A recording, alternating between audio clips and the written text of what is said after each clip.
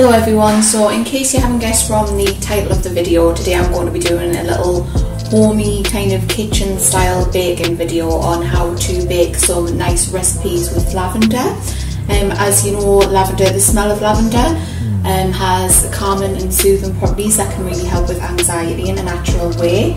However, consuming lavender works the same way as well. There's a lot of people that haven't heard about the fact that you can eat lavender as well as smelling it, and it tastes delicious, and it has the calming properties that you would get from infusing or smelling lavender and using lavender in aromatherapy. So today I'm just going to be doing 3 really simple recipes that you can make using culinary or edible lavender, that'll have, as I say, a soothing and calming effect on you, and is easy enough to make that it won't kind of make your anxiety worse. I know for me personally, one of the tasks that I do when I am feeling anxious and I need to calm down is baking, and I prefer to do simple recipes that aren't going to get me stressed. I want to get in the kitchen, I want to bake, I want to make something nice that I can enjoy afterwards, but I don't want to be stressed putting a whole bunch of complicated recipes together. So the idea of today is obviously to show people how you can use culinary lavender and how you can make some really nice tasty treats easily, kind of reducing your anxiety both by the task of baking and the task of consuming the end product. The 3 things we are going to be baking today are lavender shortbread biscuits, lavender scones, and we're going to be making a nice big jug of lavender lemonade to wash those down with. So the first recipe that I'm going to start off with is a recipe for lavender lemonade, which is, I don't think I really need to describe what that is. It's just a lemonade infused with lavender to add a lavendery taste. So I'm just going to slice up some lemons. I'll just see if just making sure I'm actually getting that on camera. So the recipe that I've seen calls for, I think it's 1.5 cups worth of lemons. It is, yeah. So I'm just going to give these a little squeeze.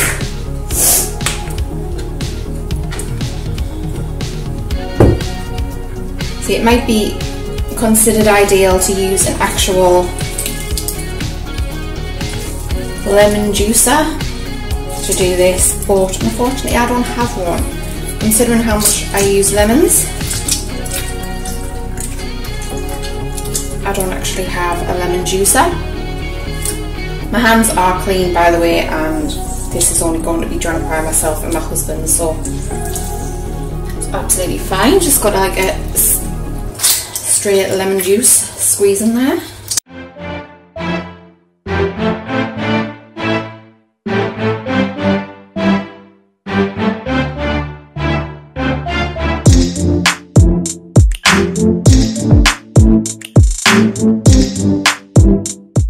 So the reason that I'm preparing the lemonade first is because we need to leave the lavender to infuse in some hot water. So I'm going to boil up some hot water now, leave that to infuse for like 30 minutes while I bake my other recipes.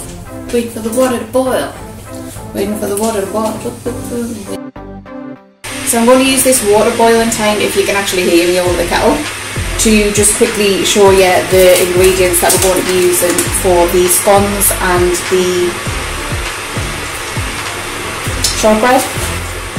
So I've just got some self-raising flour, which is for the scones, some plain flour for the shortbread, some granulated sugar, which is for the lemonade, some caster sugar, which is for the baking, some milk, buttery spread. It doesn't call for real butter, but like, I can't afford that, so buttery spread, and some some whoopsie large eggs from Asda. There we go. And then of course the most essential ingredients when cooking with lavender is this culinary lavender from Bart. I got this from Waitrose in Newcastle. I do think you can order this kind of stuff online as well. I never have, I'm only just getting it from Waitrose, but yeah, you can order it online as well. So there's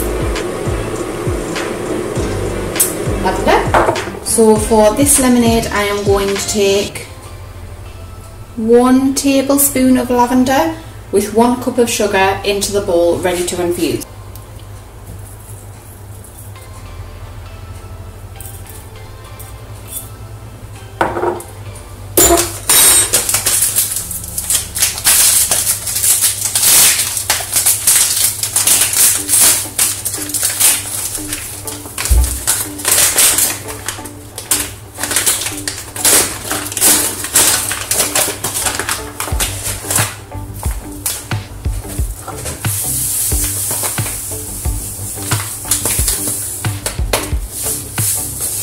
It just makes that look like a lot of sugar. That is a lot of sugar, right?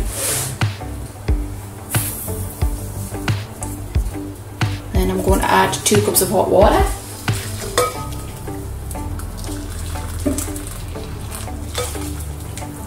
I'm going to leave this on another bench to do its infusey job while I bake my other stuff. So whilst the lavender infuse is ready for the lemonade, I'm going to get started on the first baking recipe, which is the lavender shortbread. I'm starting with the lavender shortbread because it is by far the easiest one to make. It's got so few ingredients. So for the shortbread, I'm going to be starting with 150 grams of flour.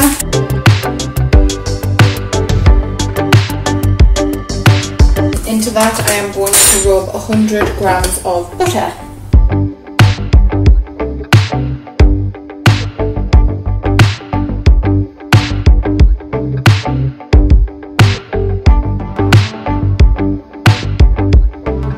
So I'm going to take the flour and the butter and just rub that together between my fingers until it starts to look all crumbly.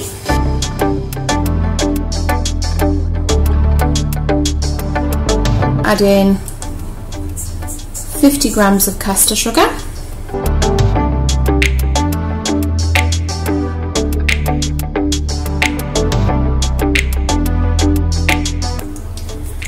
And lastly, but of course not leastly, I am going to add in my lavender.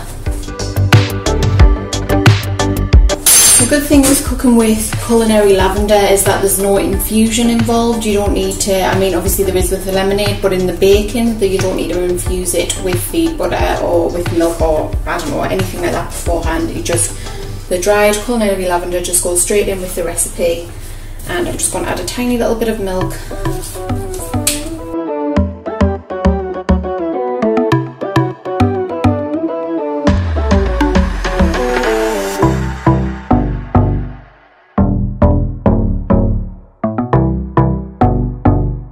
Just realised as well what fresh hell editing this video is going to be, because I've got 2 cameras and I've got 2 lots of sound, and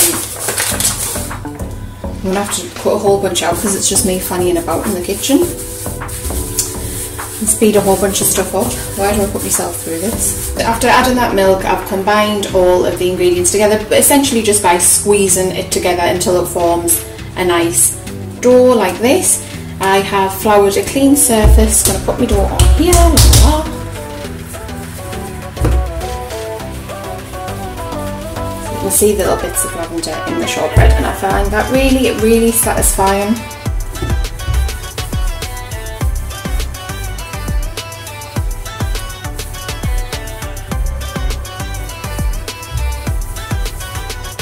Now, a normal person would use an actual biscuit or cookie cutter to cut the shapes out of this. I don't have one of those despite making shortbread all the time. I'm just going to use my Old Faithful Brita water container,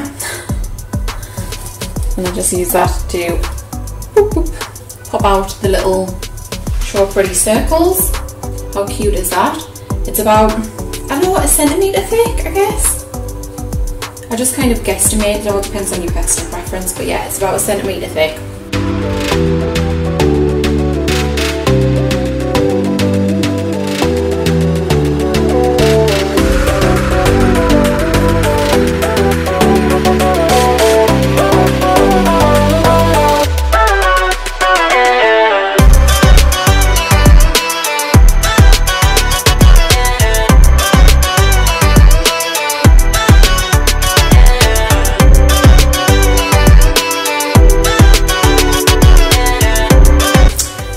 The last little bit of dough to make a cute little, what I call a flumple, which is the little warped one that you make with your last bit of mixture. I'm then just going to pop my little shortbready biscuits onto a baking tray, which I have lined with foil, simply because the baking tray is minging.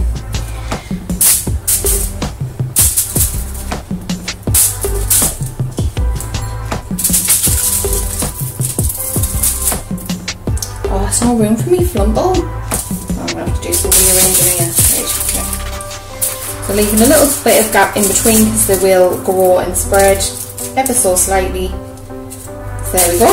There's me tiny cute little shortbread biscuits. Obviously they're going to vary in size depending on what kind of cookie cutter you use, whether you use a Brita bottle or whether you use an actual cookie cutter, and they are going to vary in thickness depending on how thick you roll the dough. So you're going to get a different amount, but for this small amount of mixture, which was only 150 grams of flour, 100 grams of butter, 50 grams of caster sugar and a little bit of milk, which I added just to bring it together, and I've got 13. I've made 13 biscuits out of that really small mixture and a small amount of lavender, so it's worked out really well. So I've popped them in the oven at 180 degrees Celsius, obviously in a fan oven, so that should only take about 10 minutes to cook. So while I wait for that to cook, I'm going to take the same bowl as before, because it's essentially pretty much the same ingredients, so I'm not going to clot about cleaning the bowl. I'm just going to take the same bowl I used before and begin making my scones. Now this is a mildly more complicated mixture, but still pretty easy as mixtures go. So I want 4 cups of self-raising flour.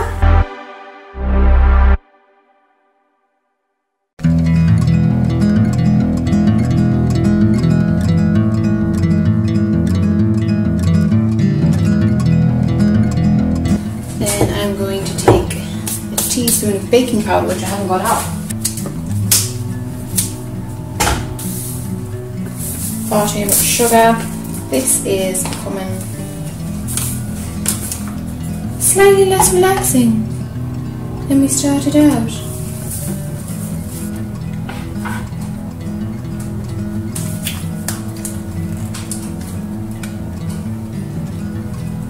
That's the spoon then.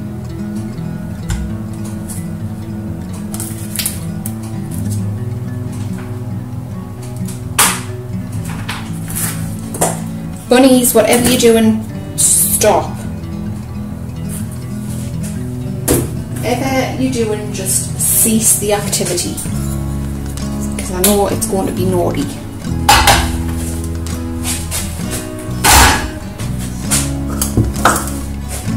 Yeah, the bunnies have finished their breakfast now, so I estimate that the rest of this video is just going to be me telling them off and getting up to no good behind us. So I now have the ingredients, the dry ingredients and the butter together in the bowl, so I will do the same that I did for the shortbread, which is spill all the flour over the edge.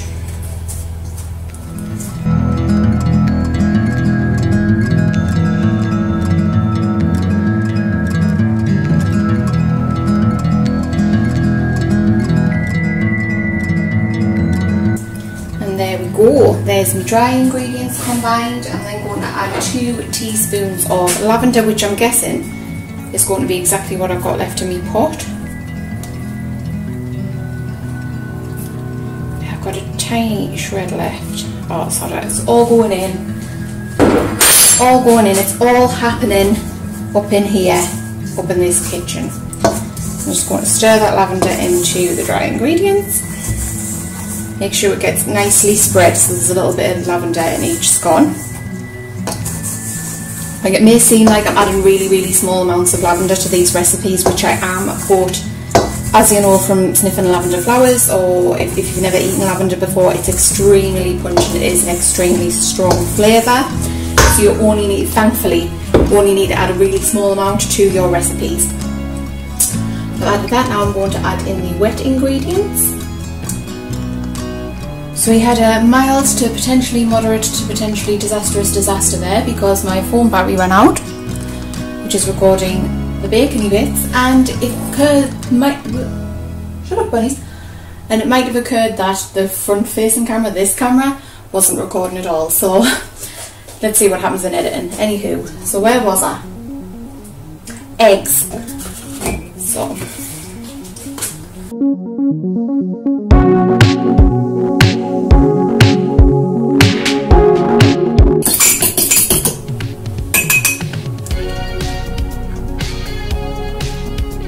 I'm adding the majority of the egg to that, but leaving a little bit to glaze the top of the scones with. I'm going to add a tiny touch of milk to that as well, so that's left over to glaze the scones with. The rest of my milk and egg goes into the mixture. So I'm just using the wet mixture to bring this all together. It's coming together surprisingly easy and well. I find with scones sometimes, because it's quite a dry base, that it takes a little while to come together and it can be a bit boring, but this one's actually worked really well. So I'm just going to use my hands for the remainder of this. Sorry Mrs. B, my home ec teacher who hated people using their hands for stuff, but it's got to be done sometimes.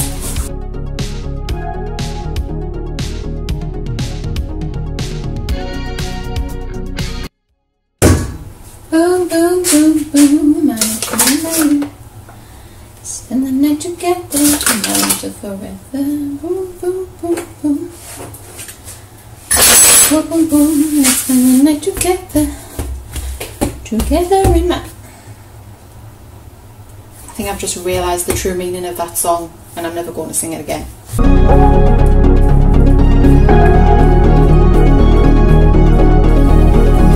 So this mixture I'm going to be rolling out a lot thicker than the shortbread because scones are thicker. Why can't I speak? Because scones are thicker than shortbread biscuits. Pretty much done. I'll just add a bit of flour onto the top there to ease with cutting. A little bit of flour around my bread bottle. And I'm going to go and check on my shortbread and see if that's done. So there's my scones, there's my shortbread, lovingly cooked.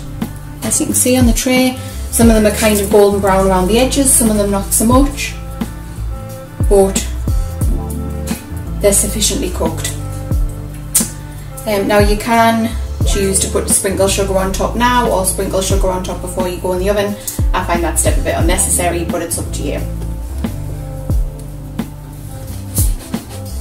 Oh, that's making such a satisfying noise. I don't know if you can hear it, but it's going pff, pff.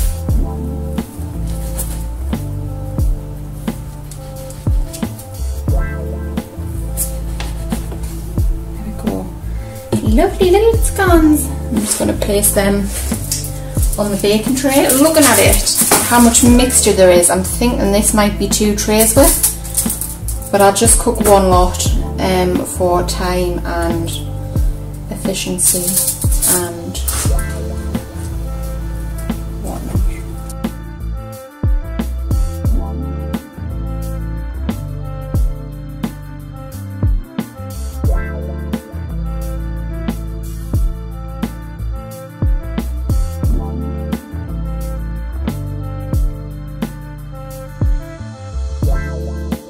And yeah, that's my scones done. I'm just gonna, that's them on the tray. But what's the word? I'm just going to coat them with some egg and milk mixture.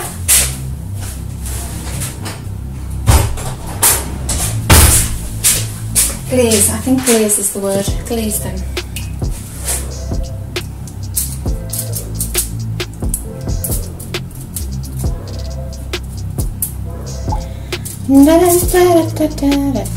Nope.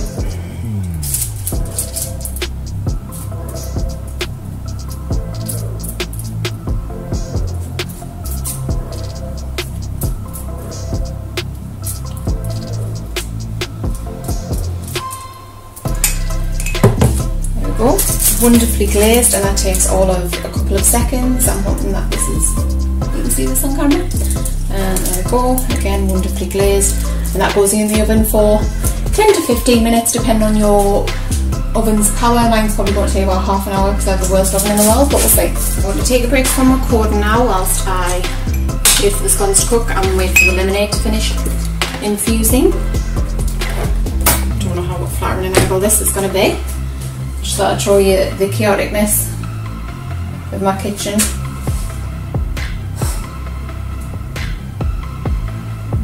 All that bacon. So the lavender lemonade has appropriately infused now. So the idea next would be to strain this through a sieve to get the bits of lavender out. I do not own a sieve, so I'm just going to take out what I can using a spatch like this.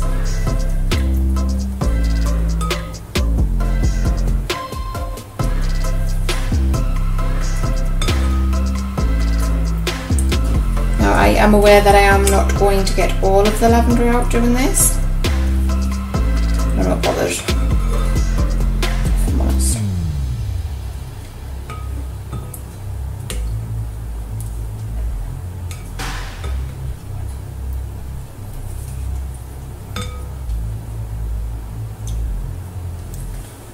So I've gotten a good portion of the lavender out by doing that. I am aware that I haven't gotten all of the lavender out, but I'm not really bothered, to be honest. I'm going to pour it into a jug that kind of strains as it pours anyway. So it's not a big deal. And I'm going to add my lemon and a cute little mason jar. And then I'm going to add the cold water. I can't remember how much I'm going to add. Just going to find that out. And just 2 cups of cold water.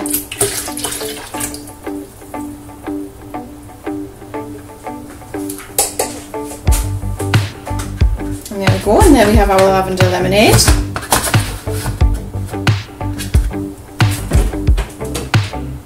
Which I would store in the fridge, but there's no room. But I'll add ice to it at the time of serving anywho, so that's fine.